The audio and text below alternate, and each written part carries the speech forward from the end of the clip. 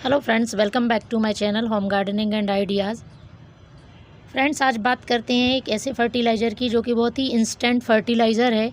आप सभी जानते हैं कि हमारे पेड़ पौधों के लिए बहुत सारे माइक्रोन्यूट्रिएंट्स और मैक्रोन्यूट्रिएंट्स की ज़रूरत पड़ती है। उनमें से NPK जो है बहुत कॉमन एलिमेंट है और ये हमारे पौधों के ग्रोथ के लिए बहुत ज़्यादा जिम्मेदार हैं। तो फ्रेंड्स, आज मैं आपको बताऊँगी कि किस तरह से आप घर में ही एकदम इंस्टेंट तरीके से 2 से 5 मिनट के अंदर अपने प्लांट्स को NPK प्रोवाइड करा देंगे, वो भी एकदम फ्री की चीज़ से। इस तरह के आप फ्लावर देख रहे हैं। मैं जब समय नहीं होता है तो इसी तरह से तुरंत फर्टिलाइज़र बनाती हूँ और अपने प्लांट्स में डाल देती हूँ। इससे मेरा समय भी बच जाता है और हमारे जो घर की फेंकी हुई चीज़ है वो भी यूज़ हो जाती है। और उसका रिज़ल्ट आप देख ही रहे होंगे कि मेरे गार्डन में चारों तरफ हरियाली और फूल खिले रहते हैं। प्लांट पूरी तरह से स्वस्थ रहते हैं और उनकी ग्रोथ भी अच्छी तरह से होती है।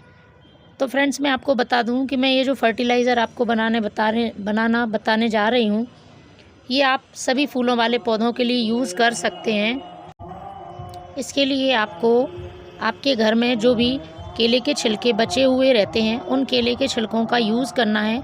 आप फ्रेश छिलके ले लीजिए। इसमें ना आपको सुखाने की ज़रूरत है, ना गलाने की ज़रूरत है।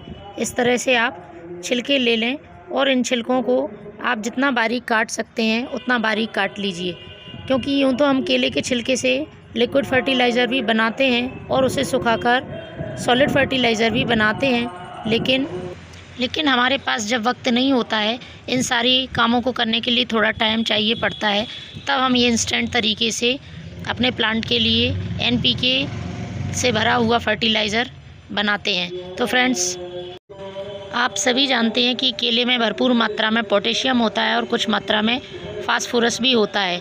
तो ये हमारी फास्फोरस और पोटेशियम की ज़रूरत पूरी करता है। तो इस तरह से आप केले के छिलके को छोटा छोटा सा कट कर लें और इसको कट करने के बाद आप इसको एक ट्रे में डाल लें। इस तरह से ये देखिए, इसमें आपको कंपोस्ट 2 मुट्ठी कंपोस्ट और 2 मुट्ठी मिट्टी लेनी है, क्योंकि जो हमारा कंपोस्ट होता है, चाहे वो आप काउडंग कंपोस्ट लें या फिर बर्मी कंपोस्ट लें, दोनों में ही नाइट्रोजन भरपूर मात्रा में होता है और केला जो है वो हमारा पोटेशियम और फास्फोरस का सोर्स होता है। तो ये तीनों चीज़ें मिक्स कर लेते हैं तो एक NPK बेस्ड फर्टिलाइज़र हमारा तैयार हो जाता है। अब इसको मैं डालने का तरीका बताऊँगी कि आपको किस तरह से इसे डालना है। ये आप बोगनविलिया का प्लांट देख रहे हैं, इसकी मिट्टी में गमले में मैं इसको डालूँगी और उसके बाद मैं आपको एक चीज़ और बताऊँगी जो कि इसमें मिलाना बहुत ज़रूरी है। तो फ्रेंड्स, इसकी मिट्टी को थोड़ा थोड़ा सा हम हल्का हल्का गुड़ाई कर लेते हैं और मिट्टी को निकाल लेते हैं, क्योंकि जितना हमारे पास फर्टिलाइज़र है उस हिसाब से मैं मिट्टी खाली कर लूँगी। और इसकी मिट्टी को खाली करने के बाद फिर इसमें जो हमने फर्टिलाइज़र बनाया था वो अच्छी तरह से इसमें डाल देना है।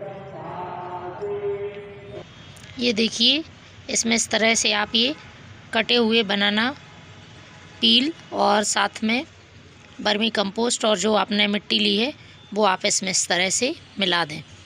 अच्छी तरह से मिलाने के बाद इस पर थोड़ी सी और आप मिट्टी डाल दें, उसको पूरी तरह से कवर कर दें।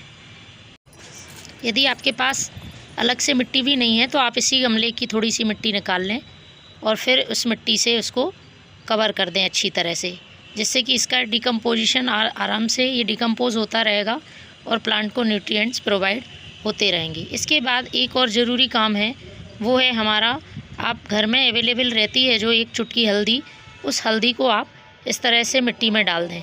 ज़्यादा नहीं डालनी है, जिससे कि हमारे जो प्लांट की रूट्स में फंगस लगने की यदि प्रॉब्लम होती है तो वह ख़त्म हो जाएगी।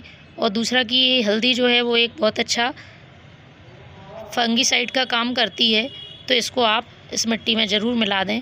तो इस तरह से आपको NPK खाद प्रोवाइड हो जाएगा आपके प्लांट के लिए, साथ ही आपकी हल्दी से प्लांट की रक्षा हो जाएगी। Thank you.